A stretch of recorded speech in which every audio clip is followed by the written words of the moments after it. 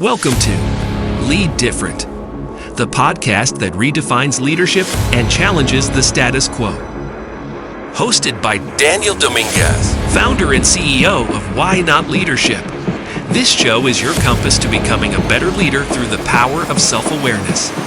Good leaders foster teams that are engaged, empowered, and energized. Join us on this transformative journey as we equip you with the tools and insights to lead different. Get ready to challenge the ordinary and embrace self-aware leadership. This is Lead Different. Subscribe now. Discover a new era of leadership.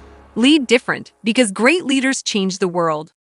Hello, everyone, and welcome to the Lead Different podcast. I'm excited to introduce you to our guest today, Adam Packard, the founder and creator of Ninja Prospecting. For the past 7 years, he has been helping thousands of business owners, salespeople, coaches, and recruiters leverage their time and deepen their impact using LinkedIn and cold email. Adam has been in sales and networking for the last 20 years. He has worked for national sales trainers, spoken on stages in front of thousands, and recruited and sold millions of dollars of products and services for both himself and his clients. Adam has written 2 books and studied copy and messaging religiously. He is always working on himself and receiving his own coaching in order to deliver the best service and product possible. Welcome to the show, Adam. How are you? After that intro, I hope I don't disappoint. Great to be on. There is no way you're going to disappoint. You say all the good things, but all the stuff that I did wrong it's great that that's not in the intro, so it's all good. We don't go searching for dirt on our guests because you've got so many positives in your intro, Adam. And here's what I know. I know your dad, Jim Packard, has been a friend and a mentor and a coach to me for a few years now. And when he made this introduction, I can't believe he didn't make it sooner. The only thing that I'm mad at him about, because you and I are kindred spirits. You've been in the sales world. I've been in business development and sales for the past 30 years. You've been doing it for 20 years and very successfully. So I know Jim talks so well of you. I was excited to meet you. So we're not going to look for dirt on you, Adam. Yeah, I appreciate it. and the only dirt that we might possibly find is some good childhood stories that you probably don't want us to talk about that your dad would share. I've got a few. I bring them up every time we get together. So yeah.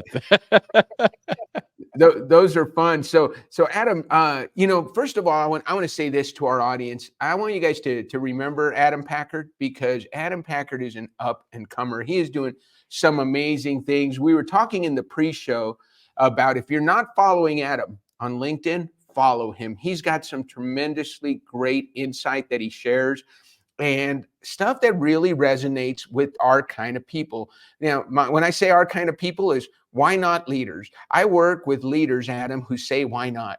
Who are willing to say, why not get to know myself better? Why not know my team better? Why not know the people I spend the majority of my life with better? Why not all of us be better through the amazing power of self-awareness, which is what we do. And Adam, you are one of the most self-aware people I have met, just based on our short conversations that we've had and what you're posting on LinkedIn. What's your inspiration for those great LinkedIn posts? I'd like to say I'm as consistent as I'd like to be. I have stretches where I go weeks without posting, and then I say I should really be posting more often and practice what I preach, right? So, but I was telling you earlier, I had a conversation with a gentleman that posts every single day on LinkedIn. And I said, well, how do you come up with that strategy, and what do you say? And he's like, honestly, I just use LinkedIn as kind of like my personal journal, and I don't say anything offensive. I hope I don't. I don't post anything religious or political, but he's like, I just share my thoughts. And I don't do it to get likes or to get comments. I do it just because this is what's in my head at the moment. Whether it's I have a conversation with someone and I want to share that, or I have this moment of inspiration and I want to make sure that it comes through or I remember it. So it's almost like a way to kind of record my own thoughts and share, insights that I found valuable for myself, and hopefully they're valuable for other people as well. So when I tell people about content on LinkedIn, the goal isn't to do content to generate leads. It's to build an audience and to have people get to know you a little bit. And so hopefully, my personality and kind of my, my thought process and my creativity comes through in that. And that's really the only goal that I have when I share content. Well, as you know, Adam, and one of the things that my coaching and my business is based in is understanding your why. And Simon Sinek talked about that way back when in 2008. He said, look, if you tell people what you believe, you're going to attract people who believe what you believe. And you do a great job of putting stuff out there. I was working with another coach, Mark Halpert. He's a LinkedIn coach, a LinkedIn expert. And he says, look, let people know what you believe so that they know what you believe and they know whether they want to follow you or not. If there's something you love and you think other people might love, share that. And if there's something you know that you think other people should know, share that. And I think you do a great job of that. So kudos on your, you might say it's not the most consistent strategy. From what I've seen, you've done a great job so far. I appreciate that. I mean, I think the key is you have no expectation, right? If you anytime I try to get creative on a post, I'm like, oh, I could do a post on this, and I try to force it, it never works out well, right? But when I have a moment of inspiration and I share something, I just detach completely, whether or not people like it or not. If someone sees it and it helps them, great. If not, hey, it helped me. So that's the goal. That's a great, and who was the author that shared that with you? So Chris Croft is someone that I had on our podcast recently. And he's a big LinkedIn trainer. He's got like 40 plus courses on LinkedIn learning. And that was his take was treat LinkedIn and content like your own personal journal, and gives you a chance to just kind of record your thoughts, and that gets people inside your head. And I said, that's just genius. And I'm going to start doing the same thing. That's really good. Adam, I'm going to go back to a post you posted 4 days ago because it really goes well with our theme. The name of our podcast is the Lead Different podcast. We're all about thinking outside the box, doing things differently. And your post 4 days ago said, if you're not excited about what you're doing every day, it's time to think different. Think outside the box. No matter what business I've been in, the more fun I'm having, the more I attract the right people to me. Tell me what you tell the audience. What do you mean? What does that mean? Well, I mean, if you're not enjoying your business, why would anybody want to join you? I mean, we work with a lot of coaches, and a lot of them are just so serious and so focused. And I'm just like, if you're having a conversation with someone, detach completely from the outcome of whether or not they're going to become a client. I think you have to have more conversations in order to get to that point, right? If you have 2 or 3 conversations a month and you're desperate for clients, it's going to come across when you're talking to someone. When I talk to someone, I always like to kind of set the stage in the beginning and say, hey, Dan, before we even dive into a conversation, let's just set the expectation. What are we hoping to get out of this, right? Are we looking to just network? Are you looking for help in this area? Do you just want some ideas? Do you want to make a new friend? Can I help you in another area? And it almost lets people's guard down a little bit where they're like, oh, okay, so he's not going to just endlessly pitch me on his services. And, our company, Ninja Prospecting, I say it's the opposite of every, lead gen LinkedIn marketing company out there. And a lot of it has to do with our approach and how we, kind of position, when I get onto a call with someone. And that my first goal is to have a conversation, build a relationship. If you need our services, great. If not, I'll give you some ideas. But I think that's a better way to approach people. And when I say, have fun in your business, if you're not having fun in your business, find something else to do. I mean, life's too short to not enjoy what you're doing. I get to meet people from all over the world that have crazy stories and amazing backgrounds. Some of them become clients, some of them become friends, some I never talk to again. Some I can't stand and wouldn't want to talk to again because they just don't we don't vibe, and that's okay too. But if you're not enjoying what you're doing, I always enjoy sharing with my wife. Hey, I just talked to a guy, the other day that he's a business coach and he used to fight in the UFC. I was like, that's just cool. And then I've got another client that was a Navy SEAL and he teaches sleep training. I was like, that's really cool. And so I'm looking for these, stories and people I can meet that are just interesting and they love what they do and they're good at it. But I think you have to just enjoy the process more. I love that. That's really, really cool, Adam. And it goes with your goal. Our show prep, we looked at your mission, your goal. Your goal is to build relationships and approach people the right way, where you not only find opportunities today, but keep the door open for conversations in the future. And there's something to be said about not tying an outcome to the conversation. Let's just let it happen naturally. I enjoy those conversations so much. And I think the more we're in business and the more successful we are, the more people want to pitch us. Yeah. And the more people approach me naturally and we have a conversation, hey, at the end of the day, and you know this, Adam, we're here to sell, right? And we're in business development. We've got it. There's a number we have to hit. There's a business we have to run, and it doesn't run without sales. So we understand that sales are important. But what's the secret to detaching from the outcome, so that, because there's the pressure to make the sale and keep the business running. What's your advice to someone who's having a hard time, and they have, as one of my good friends calls it, commission breath? You know, the client can just tell that you're just a commission check to them. Yeah, I mean, at the end of the day, the person that has the most conversations is going to win, right? Back when I was in my network marketing days, I was one of the top recruiters. My dad was a top recruiter. We got asked to speak on stage, and everybody asked, how are you guys doing this? What are you doing that's so different? I'm like, I'm not any different than you. I'm just doing more, right? The company said, talk to one person a day, and I would talk to 10. That's the only difference. I made up, Jim Rohn says, make up in numbers what you lack in skill. You get better. The more conversations you have, the more you flex that muscle, the more comfortable you're going to be when you get onto a call. So if you're not having a lot of conversations, even if it's just networking conversations, getting to know someone, from a cold message and learning how to start that conversation, whether or not they become a client or not, it's just a good muscle to start to learn how to work. And sadly, a lot of the people that we have conversations with rely mainly on referrals, warm market. They're hoping someone likes or comments on one of their posts and messages them. And I can count on one hand how many posts I've made in 7 years, and I've gotten that many clients out of it, right? So I think you just have to have a lot more conversations, and that's kind of where we come in is, listen, they don't always have to be sales conversations. I just created, some messaging and some strategy for a new client.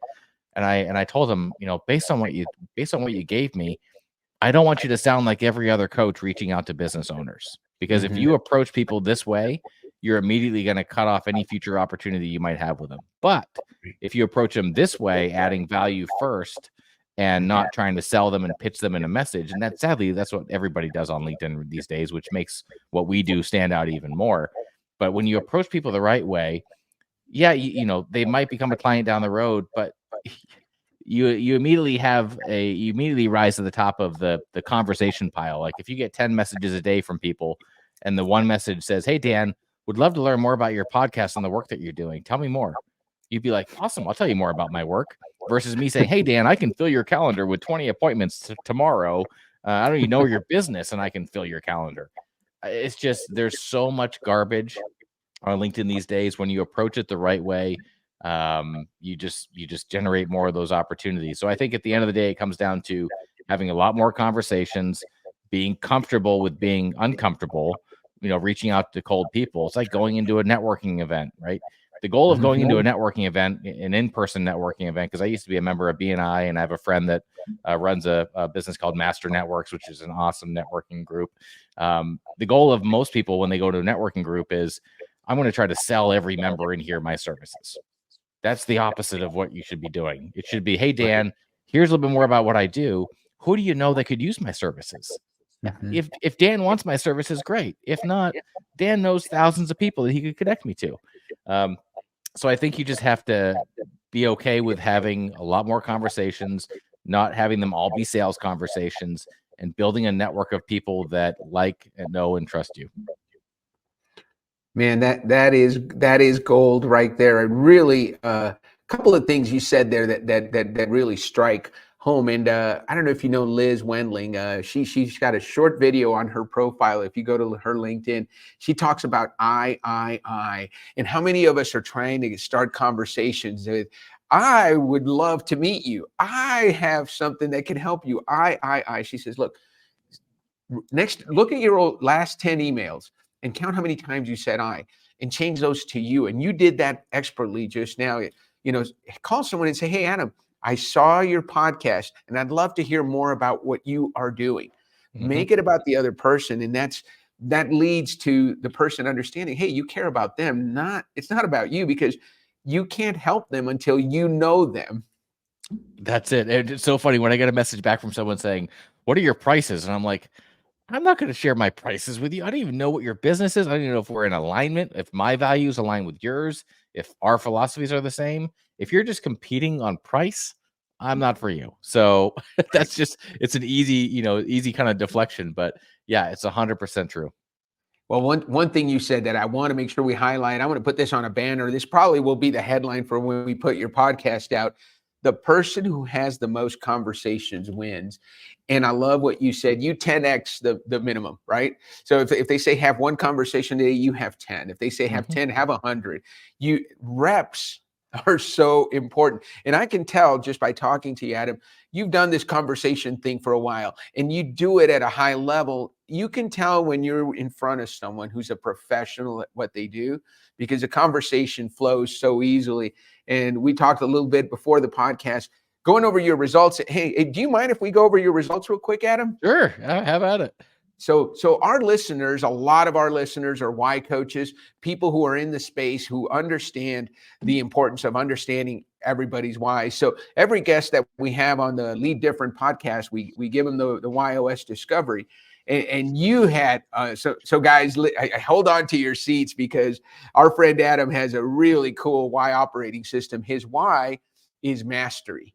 So as you guys all know, mastery, that means Adam likes to learn things at a deep level. He's a lifelong learner. He reads books incessantly, loves to learn. So when Adam talks, he speaks from a place of expertise and mastery of his craft. And we talked about that before the show. So that really resonated with him. And this is where, especially UI coaches, are going to say his how is simplify, which means he takes all that complex stuff, all that reading that he does, all that knowledge, and finds a way to make it simple and easy to understand. So you can imagine the value that brings to Adam's clients as he works with them, and is what is trust. And those, all three, just match so well. You learn things at a deep level, you make them simple and easy to understand, and you use that to build trust with your clients. And that's important to you. Because our audience wasn't in on that conversation. Tell us your thoughts about your why operating system, Adam. Yeah, no, that was interesting because I didn't know until 20 minutes ago. So, but like I told you, I've always been a lifelong learner. I've read every book. In fact, I don't know if I told you this before, but I think it was like 2010. This is before I got married and had kids, but my girlfriend had just broken up with me. And I was just, I'm like, I'm going to focus 100% on my business. But I had the crazy idea. I'm like, I'm going to read a book a day for a year. And so I basically read, and I didn't get to a year. I got to like day 270, and I was completely burned out. But I read about 270 books that year. And if you ever want to have a laugh, you can go to YouTube and search my name, and you'll see I did a book review on each and every one. But I've always thought that if I invested in myself, whether it was a book, a course, a coach, a training, a seminar, if I invested in myself, it was always going to be a good investment, because I always think you can learn something. So I've always, of course, I worked for a motivational speaker, right? So that kind of got me into that space. So I've always been a lifelong learner. And then when it comes to simplifying things, I think you kind of just have to do that. People, I talk to coaches all day long, and they have all these different things that they're doing. I'm like, let's just take what you're doing and narrow it down to just this. Because if you tell me you're a business coach and you help business owners with leadership development, I'm going to throw up a little bit in my mouth, because that is just not good enough. We've got to get a little bit more granular and simplify what you're doing down to one or two things, because in order to stand out when you're reaching out to people, you have to simplify it. You can't be general, you can't be broad. So I think that combination of diving deep into areas that are important to me, whether it's copywriting, LinkedIn strategy, looking at what's working, what's not. And I've studied this for the last 7 years, because what worked 5 years ago on LinkedIn doesn't work today. And what works today, probably not going to work next year. So you always have to be reinventing, but then simplifying the process to say, okay, based on what you're trying to do, here are the strategies I would implement. Just simplify the process, because a lot of the people we work with are great at what they do, whether they're coaches, salespeople, but sometimes putting on that marketing hat and saying, how do I generate a conversation with someone that doesn't know me, that I can get their attention in a super competitive field? And that's what I just find so much joy in trying to figure out what is that thing that I can help you do to kind of oversimplify the process, where now all of a sudden you have as many conversations, because most conversations wins, as many conversations as you can handle, and do it in a way that feels authentic. And I know that's an overused term from 2023, but it has to feel like, okay, this is something that if I had the time and the knowledge to actually create something. This is exactly what I would do, and it matches their brand. So that's where I find joy is creating something, having the client come back to me and saying, "This is spot on. This is awesome. I can't wait to get this going." And then watching the results come through, and that's a home run for me. Love that. Hey, man, this is really good. So let's go into that a little bit, because the other thing, when we talk about trust, and your dad's big on trust. I think trust is, and authenticity. You talked about authenticity, so important. And I think when you go enter into these conversations, a lot of people I work with are struggling to get their message out and build those relationships. So building trust comes from, I think, going in without an agenda, which you've talked about already.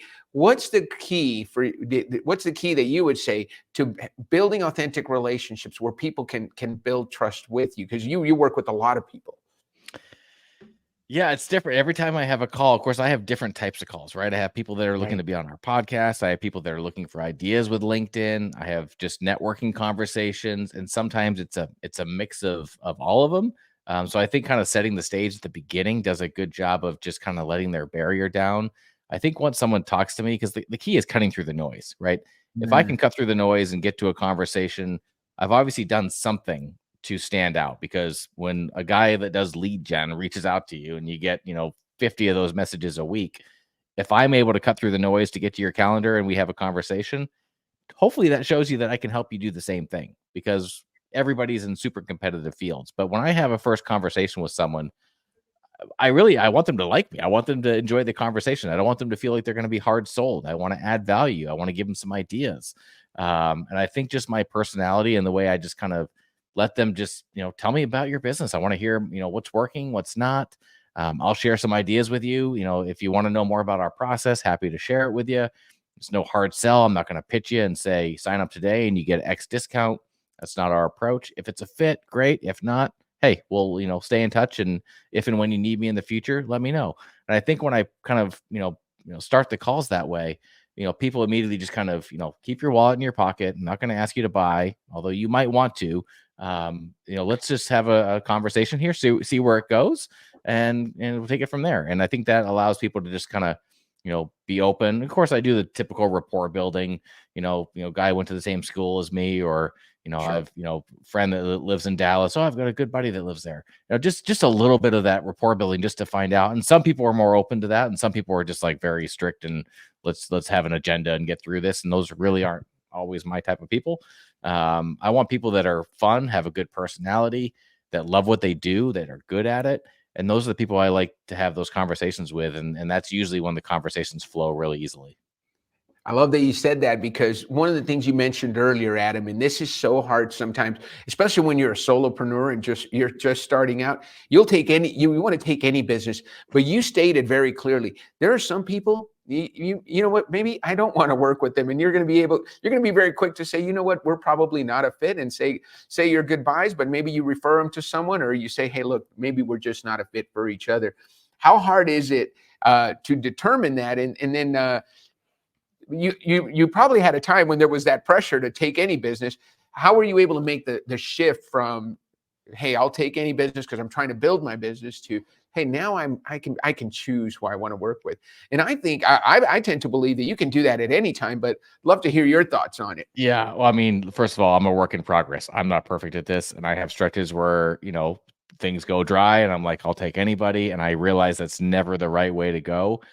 Back when I started this, it was anybody that had a LinkedIn account and a credit card. I'll figure it out, right? It didn't matter. Right. Since the last 7 years, we've grown quite a bit. But I actually had a sales trainer that I interviewed yesterday on our podcast, and we talked about the same thing. I said, anytime that you try to force it, whether they're asking you for a discount or can you do this instead? Anytime you force it, it never works out well. Yeah. But I think you have to get to the point where you're okay to turn people away. And that gives you almost like a position of power and just, you feel better about yourself. If you don't feel like you can really help that person, you are not serving yourself by bringing them on board as a client, because it's never going to work out. Right. So he does a good job of saying, hey, you know what? based on our conversations, I don't think we're a good fit. I'd like to refer you to somebody else. And when you have the other person's best interest at heart, Yes. whether or not they don't become a client, but now you've generated a fan, right? Someone that thinks of you in a different light. So yeah, I have stretches where I probably bring on a couple people that I shouldn't bring on, but I try to be a little bit more diligent now in saying, I know I can help this person. But then you find that person that you're like, oh, I know I can help this person, and then you get too excited because you're like, this is a perfect fit. We're gonna do great, and you need to sign up now. And so you get a little bit too antsy and too excited. So you're gonna have to kind of keep your emotions in check too. So it's like there's a balance and an art to it where you want to generate the clients, but at the end of the day, you really want to do what's best for the person on the other end. And if there's a fit, great. But I'm never one to force it. If someone doesn't want to work with us, I'm not the hard sell type. It's more of I want to attract the right people to us. But it's like I said, I'm not perfect in that area. It's a work in progress. But the more conversations you have, the more you can kind of get to that point where you don't have that commission breath, and you can focus more on the other person. Do what's best for them. If it's a fit, great. If not, you refer them to someone else. But people would just respect you more for that.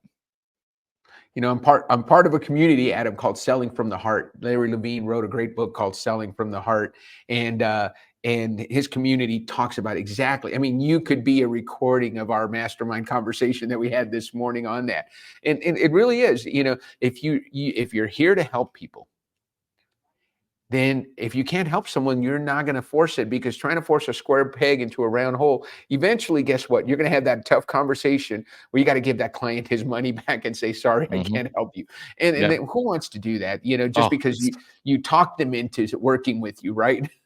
It's the worst. And I've had to do that, a few times, and it's an awkward conversation. And, it always stems from where the relationship started.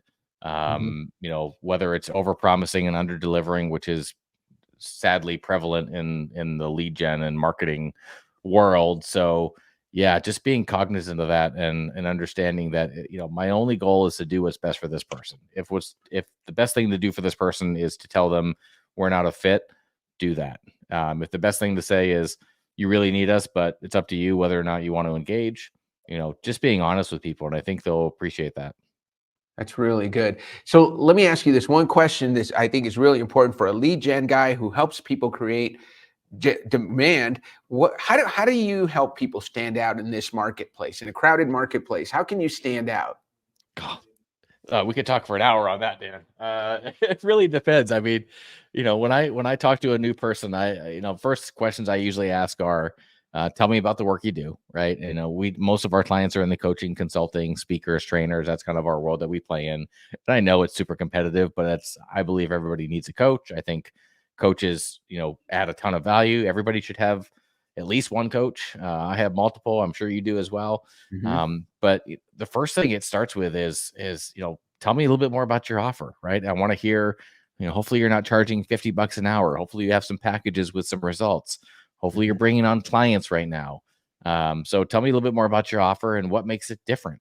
Tell me more about you and your background and how that relates to now what you do, because before COVID, there were 2 million coaches. After COVID, there's 6 million coaches. So you better have a way to stand out in a sea of coaches. What audience, is your ideal client? And if people say it's business owners or it's entrepreneurs, then sadly, you're not going to break through the noise. So, part of what I do, even if they don't become a client, is say, based on your background, this is the audience that I would target. Yeah, you can serve more than just that audience. Like if someone came to me and they said, hey, I have a B2B startup and we're trying to launch this software, can you help? Possibly, yeah. I market more to coaches just because I enjoy working with coaches. But doesn't mean I can't not have other people as clients. But I think it's super important to have that audience really dialed in, to have your offer, differentiated. And a lot of it needs to be more results based versus, oh, I can do this and I can do this. Well, that's great. But what is it going to get me at the end of the day? Like our deliverable is, we're going to do messaging and we're going to create a strategy and do outreach and start conversations. But at the end of the day, my goal is to not only help you generate the leads, but to help you convert them into clients. And so we've built a whole community.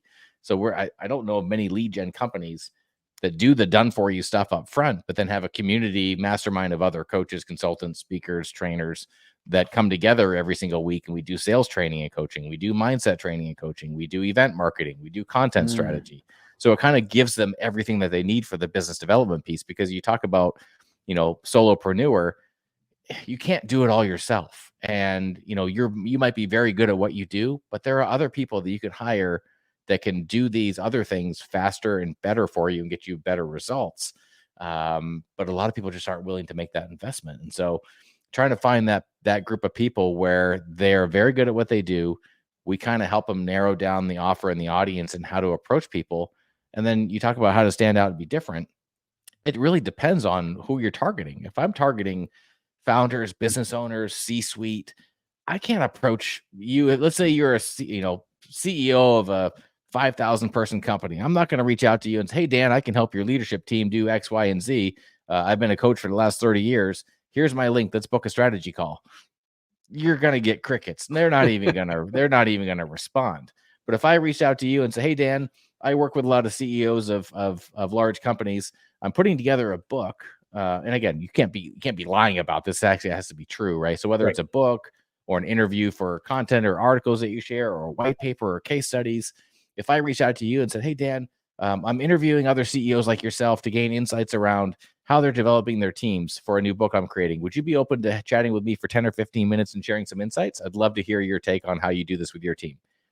You get plenty of responses that way. It's not a sales call for you, but now you've got your foot in the door and you've raised your credibility up, and you immediately stand out from the other 50 coaches that are reaching out to that guy trying to pitch and sell them. So depending on the audience that you're reaching out to, the approaches have to change. If you're targeting middle managers, you can be more direct. If you're targeting C-suite or founders, you have to think outside the box. But you have to look at multiple strategies at the same time in order to fill your pipeline. That's kind of what we do. Is everybody's plan and everybody's program is different based on what they're trying to do and who they're trying to reach. At the end of the day, it's all about more conversations. But how do we get to that point? And how do we help you stand apart from the other people that are in your industry that are probably reaching out to the same audience, and do it in a way that makes you, the top of the pile of the guy's mailbox? That's really good, Adam. Man, I think we could, I'm questioning the format of my show to keep it only to half an hour, because there's so many more questions I have for you. And we might just have to have you back for a part 2, Adam. But let's get to the we're why not leadership. So we like to ask the question, Adam, Nate, tell us about a time in your life that you said why not to a decision, a career choice, or something that you are so glad you said yes to, something that you said why not to, that you're glad you said yes to. Yeah, it's a great question, and I love it. I think when you look back over the course of career and different jobs and different paths we've taken, it's easy to look back and say, oh, that was a good choice, or, that worked out well. In the moment, things don't always seem that way. So I would say that why not moment probably came, 7 years ago, when I started doing this. I got laid off from a corporate role. I was never a corporate guy. I got recruited to work at a network marketing company on the corporate side, and I did it for 4 or 5 years.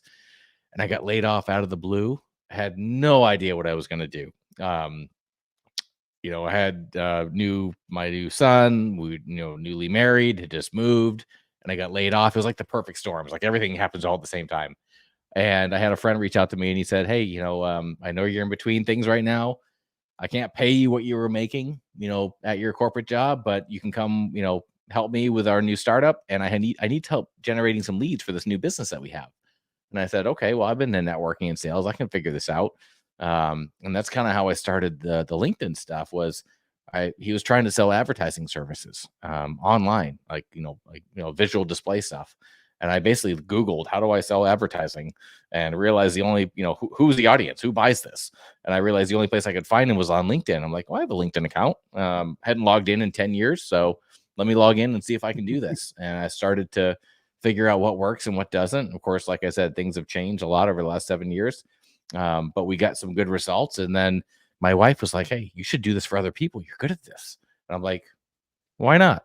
Right. So that was kind of my moment, was her kind of pushing me into this, and haven't looked back since. And by the way, great post about your anniversary. I know that had to have gotten you. I hope you showed it to her. My wife doesn't look at my LinkedIn unless I show it to her. But great post. What a great encourager you have. What a great partner you have. You've got one son, or how many kids do you have? So I have 2 stepsons that are in college, and then we have an 8-year-old together. Wow. Well, congratulations, Adam. That was a great why not moment. What do you say we end the show on that note? Why not? Thank you so much, Adam, for being on. I look forward to continuing this conversation and this relationship. Just for everybody's information, Adam is everything Jim Packard said he would be, and I am so excited to have you join our network, speak to our audience, and be a resource for us. We're going to put your contact information in the show notes, but make sure people can reach out to you on LinkedIn. And what's the best way to get a hold of you, Adam?